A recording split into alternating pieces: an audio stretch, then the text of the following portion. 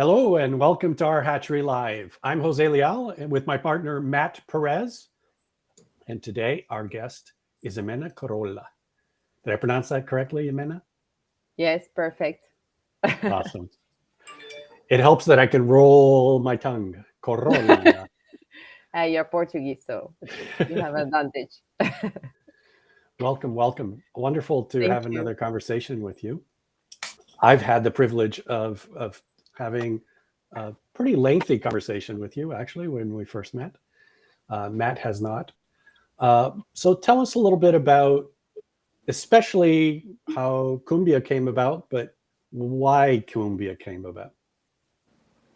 Well, actually, it's a story that starts when I would say 5 or 6 years ago, I realized about the impact that changing the way we work has in the performance of the companies and also in the life of people. I was born, raised in Uruguay. I went then to Paris and I started working in a startup company in 2007, specialized in the renewable energy world. And I grew up with that company. I stayed with them for almost 15 years. And in the last position I had, I was responsible for a team, multicultural, international, and at the same time I have had two kids, and let's say that my life as a mom and my life as a leader were were evolving at the same time. I was asking me questions about what mom I want to be, what leader I want to be, and then I discovered the world about the team organizations, the new ways of working, uh, and for me it was like mind blowing. And I had the chance to experiment everything in my last position. I was really lucky to be able to do that, and I saw in 3 years the power of transformation, the power of applying these principles to teams, to companies. And I had a little voice since maybe 2 or 3 years that was telling me, you have to change this rhythm of corporate life is too much. I wanted to get closer to the earth and to have also more impact in other areas of society. And in 2020, I felt I was ready to do that change. I had a B plan that was, let's say, contributing to the revolution of the workplace. And that's how we moved to Sicily, because my husband is Sicilian. So we found a new home here. And in the same time, I founded CUMBIA, which mission is to contribute to the workplace transformation by supporting companies, any kind of companies, to transform themselves, to align the interests of the persons, of the companies, with the interest of the company itself. So helping the companies to thrive in this new context by engaging everyone that works for them, let's say. So that's how CUMBIA was born. That's great. So what would you describe when you started CUMBIA, when you were having that energy to do that? What did you think was the problem that you wanted to address? What did you see as the problem within work today? I could say that the problem is that the problem actually is complex, is diverse, and it's global. So the world has changed a lot in the recent years, and we are still working with an old paradigm, with an old, let's say, mechanistic view of the world, of the universe. So the problems we have now are complex, like climate crisis, COVID, and the ones that will come in the future, migratory crisis, war. So the challenges are daily evolving, and that's the market in where companies must live in and must thrive. So I would say that the main problem is that the companies and I mean, the people inside the companies and the companies are not comfortable with that moving status. We are still stuck in this way of seeing the world. Well, everything is black or white, where if you press a button, you have a predictable result. We could divide problems in smaller parts. We could solve it independently. I mean, we know today how to manage and how to solve very complicated things, but we are lost when it comes to complexity. When we have in front of us like a plate of spaghetti, we are lost. We don't know how to find the solution because we have not been educated in that way. So let's say that business as usual does not work in this new context. So that's the main challenge that I see, and that's in this context, that's where I think there is a lot of work to do in order to help people and companies to get used to that, because it's the future. It's the present, and it will be the future. Okay. Matt, So one thing came to mind as you were talking. There's a company in Spain called Krisos, Krisos, and I will introduce you to the woman who started the whole thing, and she's worked with K2K. Are you familiar with K2K in Spain? Yes. In northern Spain, and she works there for a while, and you guys should meet because it's kind of the same thing of transforming companies, and but they're more into not just consulting, but buying a company and transforming it and then sending it back to the employees and stuff like that. Yes, I've heard. It's they are linked with corporate rebels. The in corporate rebels is one of the partners. Yes, I've heard about them. Okay, and you grew up in Uruguay, and I guess that's Montevideo. Is that where you're from? Okay, it's the biggest town in Uruguay. That's why in the capital. So that's why I guess that thing. The other thing is you mentioned impact, and that's an important word for us. So the companies, I don't know exactly the context, but you mentioned the word impact, and but I think what's standing in the way of impact is this have individual, an individual or a group of people or whatever having an impact beyond what the company wants, the straight way and all that stuff, is the system itself. The system, the mindset that assumes that things can be done at a certain time in a certain way, blah, blah, blah. If not, you're fired, that kind of thing. What are you doing with CUMBIA? And I don't know if you have any clients yet, but where are they going? And I'm more interested in what's actually happening going forward towards a more impactful world. Yes. Well, first of all, I would say that the important thing, and that's why I wanted to title this call "Dare to Choose." I think that the important thing is that we start taking responsibility on our own lives.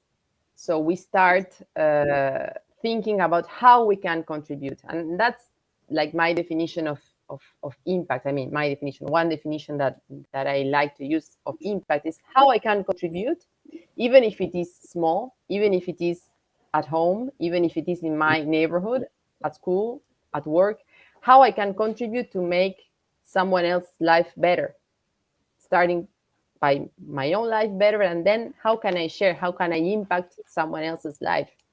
Sometimes when we talk about impact, it's so big and the challenges are so huge that it seems like impossible and too far, too difficult. So we say, okay, it's not our fault, it's someone else's fault, it's my boss, it's the shareholders.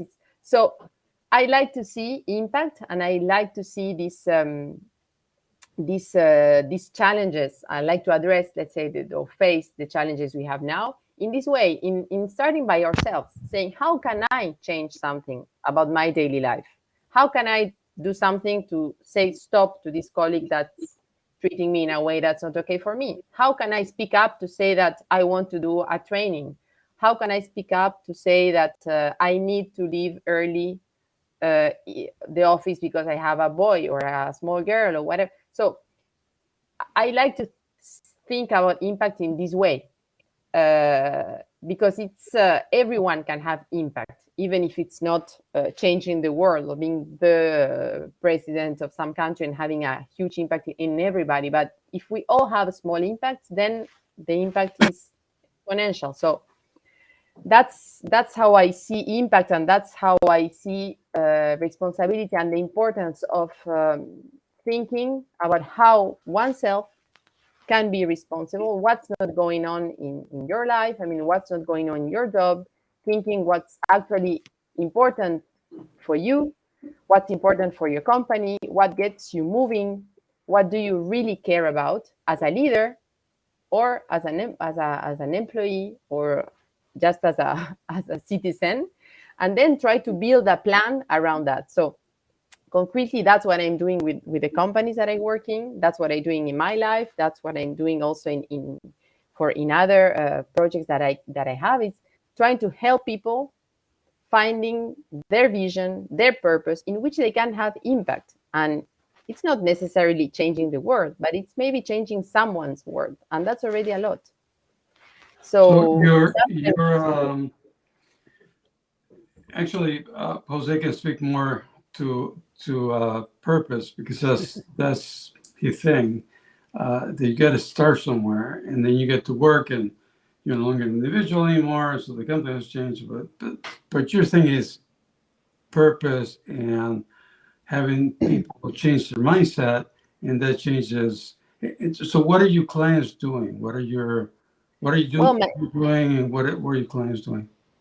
So my clients start by accepting that they have to change something, that they have to put themselves in the middle and challenge themselves and all their certitudes they have. So we start questioning yourself, the certainties, listening, accepting from a leader's perspective, because my first approach to a company is the leader or the leadership team. And they have to accept that they do not have all the answers, that the complex, the diverse challenges that we have in front of you can only be raised by a complex and diverse team. So the strategy should be driven by the values of the team, should be driven by what really matters to everyone. So the starting point is having everyone on board and starting from a clear, shared purpose of the company. So why we do what we do, then what do we do to contribute to this purpose? Then we work on the values. We work on what's really important for us. Let me understand. We were talking about individuals and purpose, and that changes everything. So you're saying that my purpose changes the company's purpose, or because you said about company purpose, and that threw me off. Yes, I mean, when I work with companies, that's the approach I propose. Okay. We start by saying, why does this company exist? I mean, what's the sense? Why, to what higher purpose does this company contribute, or wants this company to contribute? So then we think about how this purpose is aligned with the purpose of the company's employees, about the team, and we draw as a purpose that is shared by everyone, that everyone feels inspired by it. So it's not again, for example, I work with a communication agency right now, and their scope is to their purpose is to contribute to professionalizing and contribute to the growth of the Italian network of companies. I mean, I don't have it in English, I have it in Italian. So, and then they are a communication agency. So what they do to contribute to that is that they work on the communication strategy, on the image of this network. And that's where we start from. So it's something that inspires, having impact on something else than just the work you do every day. Okay. So How does that's the company. That's the company purpose, right? Not. So it sounds like it proceeds from a company purpose. You talk to the leadership or the CEO or whatever. I don't like the word leadership, but you talk to CEO and the executives, and then come up with a purpose, and then people are inspired by that. Is that about right? Well, actually, the purpose is written by everyone. It's not a top-down process. It's something that takes time, can take a lot of time depending on the size of the company, but it's not something that's decided by the management. It's something that is built by the whole team. Usually, it's started or kicked off by the management that someday founded the company and had their own story. So it's the input of the founders, of the top leadership.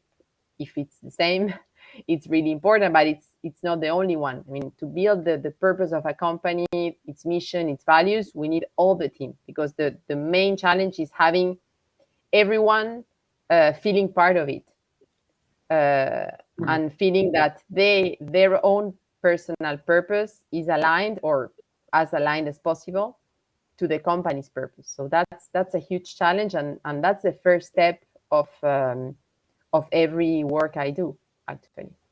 And so without that, you can move forward. Sorry, Jose.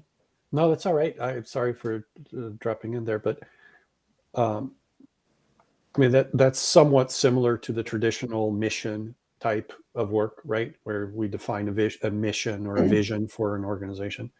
How does that alter the way that we organize and the way that we work and the way that we govern the organization? What changes from there? Well, let me jump in and make a correction. It didn't sound like the traditional. The boss tells you what the mission is. Good luck. I don't know about the good luck, but the boss tells you what it is. She says it takes a long time, and I imagine Understood. more of a process talking to everybody and coming with something common. But it's still very company oriented, and okay, that's it. I'm sorry. So the how does this alter? I mean, this is one part of the puzzle. This is for me the starting point, because it's like the compass that tells you where do we want to go and why we are doing what we are doing, actually. So from there we build a strategy with the goals, or what it's needed to ensure that everyone has the needed autonomy. And then we work around the co-management. I've stolen that one from you, Jose, because I really you have the copyright. I like much more that concept compared to self-management, and that's the key. Also, that's another key of the big transformational path that we can promote in companies is how do we structure the company? Again, starting from the purpose, but how do we structure the company in order to ensure that everyone is autonomous in doing their work, their job, while they grow, and why they feel free to do it, but free with limits that are defined by the structure that they have co-built. So the whole one very big challenge, and I think that's probably one of the main challenges, is how to structure this autonomy in order to ensure that the company is co-managed. So everyone is able to do its own work according to rules of the game that are built by the whole team. And that's a really big challenge, because I think, and I've seen that sometimes we kind of do how you say, new ways of working, washing, just by putting the good names, but at the end of the day, it's the same. Like you use the the good model, you put the names, you put everything in circles, but at the end of the day, you see the same paradigm, like people having to ask to their boss to spend 1,000 euros or things like that, So I think that's a very big challenge, and I think that's where we have a lot of work and a lot of potential in order to ensure that everyone is really engaged around that purpose and with the necessary tools in order to contribute to it, actually. So there's a lot of work. So you're saying that people have to be aligned, and definitely people have to be aligned. Particularly in our model, which is no bosses, no hierarchy, no titles. Then what do you do? Which way are you rowing, right? And people have to be aligned to pull in the same direction. So. Yes, but they also need to know what they can do and what they cannot do. I like, as I said at the beginning, my first approach to these new ways of working was being a mother and asking myself, how do I want to raise my kids? And my first approach to autonomy and responsibilization was with my kids. And then I used it in the companies that I work for. But autonomy is being free, but knowing where you can go and where you cannot go. And so can you give us an example of that? Can you speak about your kids and how that works in that context? Yes, of course. We have in our house, we have the rules of the house. They are in the walls, and we all know them. We are not always happy to live by them. And if we need to update them, then we update them. We do a meeting, we discuss, and we change them. My kids are 6 and 8 years old, and we've done that for some years now. And in a company is the same. More complex, probably, because we have processes, because we have steps, we have other rules outside of the company that we need to respect. But it's actually more or less the same. It's how to. But I'm interested. I'm interested in how it works in your house. A 6-year-old, an 8-year-old, and you agree to a set of rules and stuff like that. So I'd like you to walk me through that. So it lets the kids be autonomous within that boundary. And but how does it work? I'm fascinated by that. Well, I could show you the board that we have. If you want, I can take it. I can ask my children to take them. They could present it to you. Not sure in English, but maybe in Spanish or Italian. But it's actually knowing what's important for us. So for us, it's important to respect timing. So it's important to know at what time we are getting out of bed, what time is breakfast, what time we go to school. And if we don't, then we have no more time. If we are late to breakfast, then we have no more time, and we might go to school without having breakfast. So it's like teaching them that there are rules, that we agree on them, and that if they don't respect those rules, then there are consequences that come just naturally or logically. So it's not punishing them. Just as in a company, it's not punishing, it's just assuming that if we agree on something, then we have to respect it. So we have rules about how we speak to each other, about the fact that we don't have to raise the voice or to use violence between brothers and sisters. Sometimes it can get tough. So these rules, we have always put them on the wall at home, and they have evolved with time. Some years ago, it was the pencils are for coloring and not for eating. Now so we kept them, like we have them stored, because I think we will laugh a lot when they will be grown up. But it's like that, and that's life. I mean, we need to live by rules. If we want to have safe and strong bonds, we need to agree on how do we want to manage those bonds. So Iamena, Yeah. I have a different perspective, and I wonder if you would entertain me for a second. So those rules that you called rules were co-created, Yes. and so they're an agreement. Yes.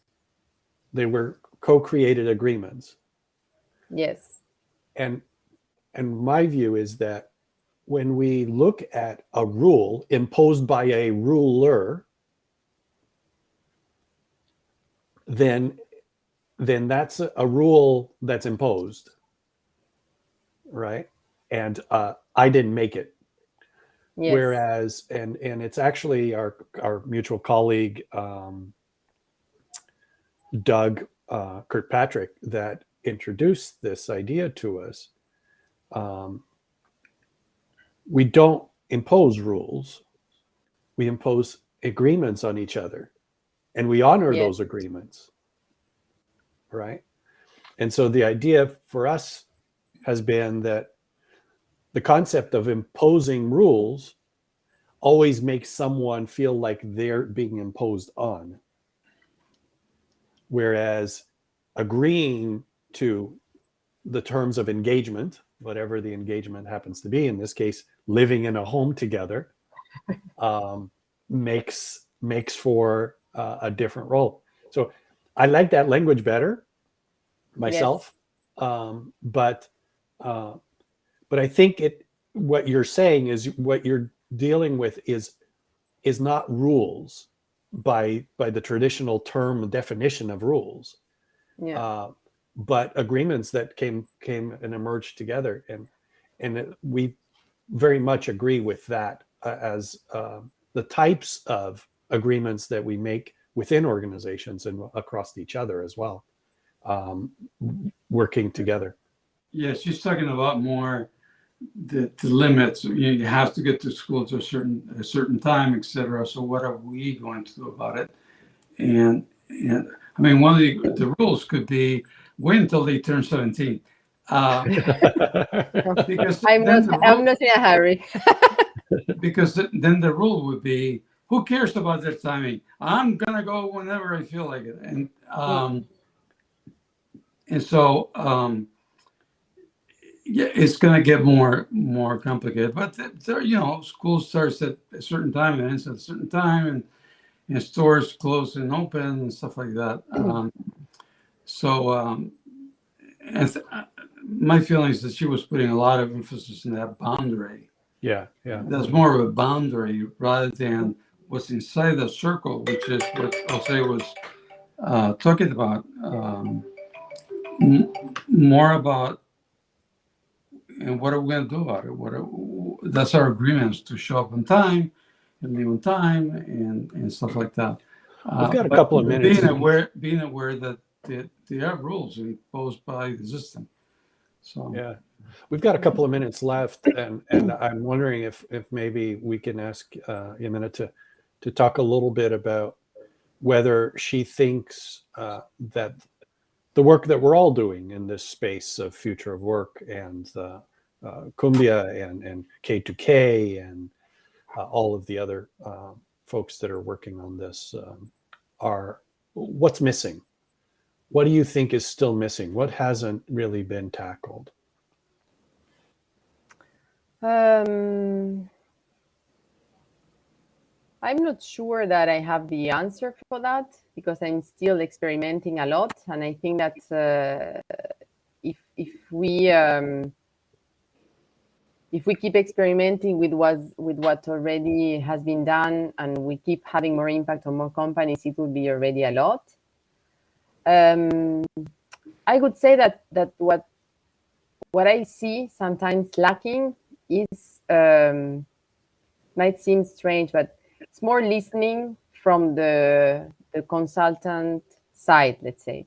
More empathy with the company, more empathy with the real life they face, more empathy with the complexity of the businesses. Sometimes we are so, also as consultants, so focused, so convinced, so, fan of what we do, that we forget that for companies part of the solution, let's say, or part of their time, and it's not always easy for them to have the availability they need. So I would say that what we need is to remember that even if we might be sometimes more aware of some things and sometimes more informed about this kind of the impact that this kind of working can have, we should be much really humble and really listening to the company's needs, also in terms of business and very pragmatic aspects. So I feel sometimes that's lacking.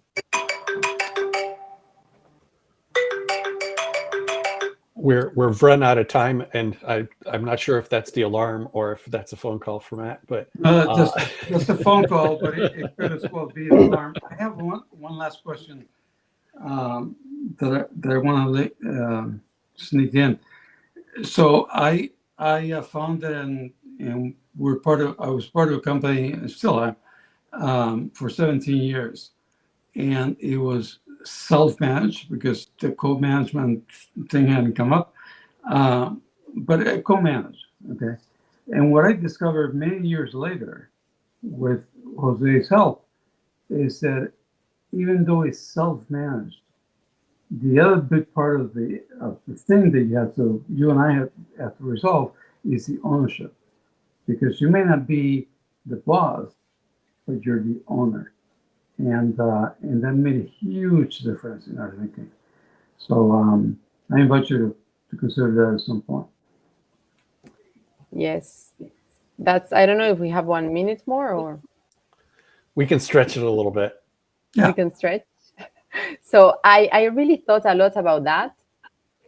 Because after our discussion with Jose, that was something that kept in my mind, and I really think that the key element is, of course, the governance, and how do you structure the way that you can decide in a company. But I think that there is a challenge. I'm not sure about the answer of that. I would say that for sure, if you have co-ownership, it's great. But the challenge is that if you have co-owners that are at different level of awareness, different level of consciousness, let's say evolution, Mhm. it might also be a challenge, because co-ownership could be like the ideal system, the ideal way of functioning, but you need all the co-owners to be at the same level or very close level of alignment, purpose, vision. And I think that's a huge challenge. I'm not saying it's impossible, but I think it's really difficult. It's a huge challenge, and I mean, it took me over a year to figure it out. So it wasn't oh my God, it's ownership. So no, it's a huge challenge in general. So Yeah. with that, that's the end of the interview, and we thank you very much. It was really interesting. Thank you. Talking with you. And the next interview is with Paul Allard, co-founder of Impact Finance, and he's going to talk about ESG and gain transparency. I don't know those two are related. Well, anyway, I got my own opinion about ESG, but anyways, and ESG standing for environmental, social, and governance investing. But we'll see what he has to say. It's a complicated thing, and my own position, our position is that once things become encased in law, it's more of it always protects business as it is, not business as it should be, and we're stuck with it, and we have to fight that as well. So or work around it or resist it or whatever the right word is without killing anybody. I don't want to kill anybody. And so with that, Jose, do you have anything else? No, just thank you, Iamena. It's a pleasure again, and I look forward to Thank future you. conversations. And I'll send you the bill for co-management. So. No. She's laughing.